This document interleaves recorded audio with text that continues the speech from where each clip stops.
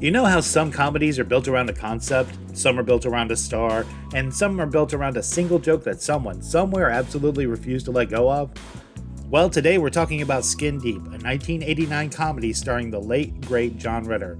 A movie that somehow manages to be a sex comedy, a midlife crisis drama, a surprisingly depressing character study, and a film eternally remembered for one visual gag so infamous it completely overshadowed everything else.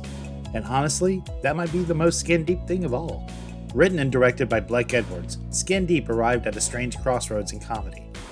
The raunchy sex comedy boom of the late 70s and early 80s was starting to cool off.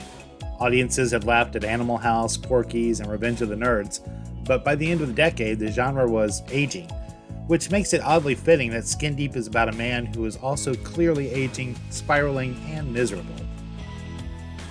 John Ritter stars as Zach Hutton, a successful writer. On paper, Zach has it all. Money, fame, romantic fantasies that sell by the truckload. And in reality, Zach is a wreck. He drinks too much, he cheats constantly, he's emotionally hollow, and he is absolutely allergic to self-reflection. So yes, this is a sex comedy, but it's also a movie about a man slowly realizing that none of the things he built his identity around are actually making him happy, which is not what most people remember. Casting John Ritter here is kind of brilliant. By 1989, Ritter was still best known as a lovable goofball, a physical comedy genius, and an eternally likable everyman. And Skin Deep weaponizes that image. Zach isn't evil or cruel, he's just deeply selfish, and very good at charming his way out of consequences. Ritter plays him with nervous energy and defensive humor, but with an undercurrent of sadness that never fully goes away. This is not a wacky consequence-free sex romp. Zach's behavior costs him relationships, credibility, and eventually his sense of self. And Ritter makes you believe every step of that descent, even when the movie is actively trying to make you laugh. But this is where Skin Deep gets weird. Most sex comedies promise fun, fantasy, and escapism.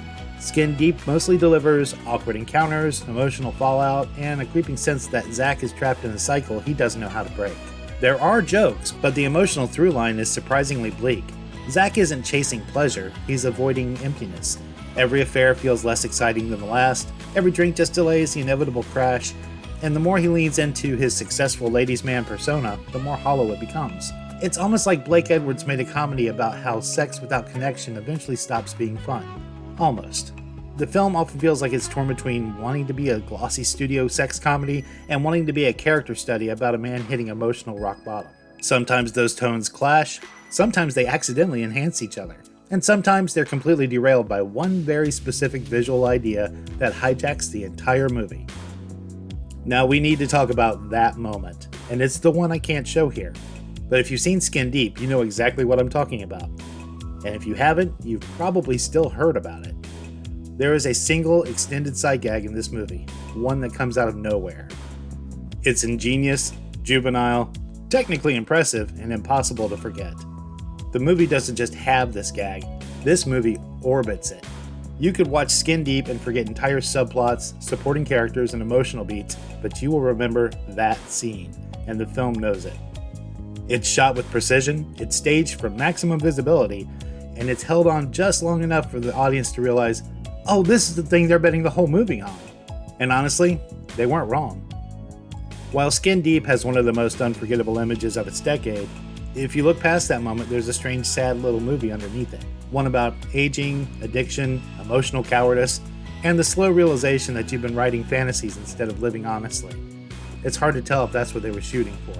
Watching Skin Deep today also hits differently because of John Ritter. You can see him stretching, playing a character who's less lovable, more complicated, and quietly desperate. He brings empathy to a man who doesn't always deserve it, and that's not easy. Ritter keeps Zach human, even when the movie threatens to turn him into a walking punchline. And honestly, that might be the film's greatest accomplishment. So Skin Deep is not a forgotten masterpiece. It's messy, it's uneven, it's occasionally at war with itself, but it's also more self-aware than it gets credit for. And it's anchored by a strong lead performance.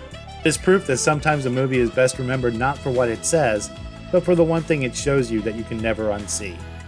And maybe that's fitting for a movie about exposure, regret, and learning far too late what actually matters. If you've seen Skin Deep, let me know in the comments what you think of it beyond that one moment. And if you haven't, well, you'll know it when you get there. And don't forget to like, subscribe, and ring the bell for more videos like this. Thanks for watching, and I'll see you next time.